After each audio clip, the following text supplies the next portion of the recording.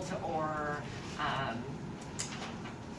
broad you have your handbook, you should always have an equal employment opportunity statement in the handbook. Both state and federal law require all workplaces to offer equal employment opportunity. This statement should be very clear as to define all of the state and federal protected statuses within the policy, and we've listed them out here, and I think in the back there's some boilerplate language, but definitely remember that when you are including the equal employment opportunity policy, to look at both the federal law as well as the state law, the Human Rights Act, and because there are additional statuses in New Mexico that are not included in the federal anti-discrimination laws.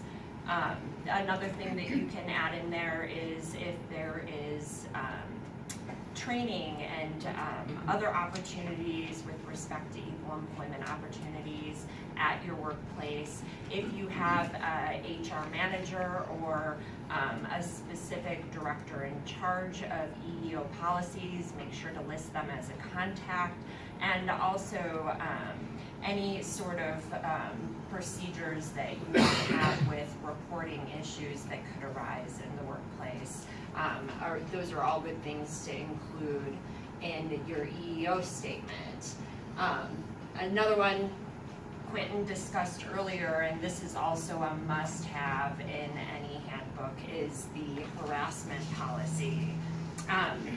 Obviously, every handbook should put forward an unequivocal statement that they offer a harassment-free workplace, and that they should outline very specifically what is considered harassment in the workplace, put everybody on notice of what is considered harassment, as well as the procedures to be followed if there is harassment in the workplace. And as Quentin said earlier, it becomes really key if you are defending against, say, a sexual harassment lawsuit, that you have that policy in place. It's oftentimes the first thing that the administrative agencies will ask for when defending against sexual harassment or other types of harassment lawsuits.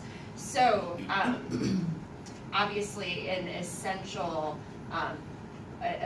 policy to have in the workplace. Things that you should do in the policy. First, you should obviously disavow harassment, but then define and list specifically what is included, specific behaviors that are considered harassment.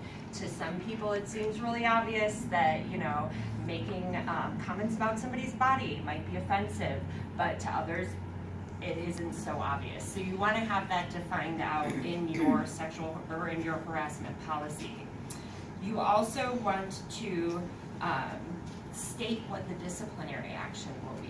So what types of disciplinary measures will be taken with respect to harassment in the workplace. Provide a complaint procedure, and that should be very well stated in your policy so everybody in the workplace knows that if they are being harassed, they know exactly who to report the harassment to and what the steps that will be taken after the harassment is reported. With respect to those steps, make sure to include a statement that, you know, lets anybody know that if they are reporting harassment, that you will do the best that you can to keep the reports of harassment confidential, but within, to the extent possible, as you move through the complaint procedure. And then lastly, it's important to make sure that you note that no retaliation will be taken against anybody reporting harassment.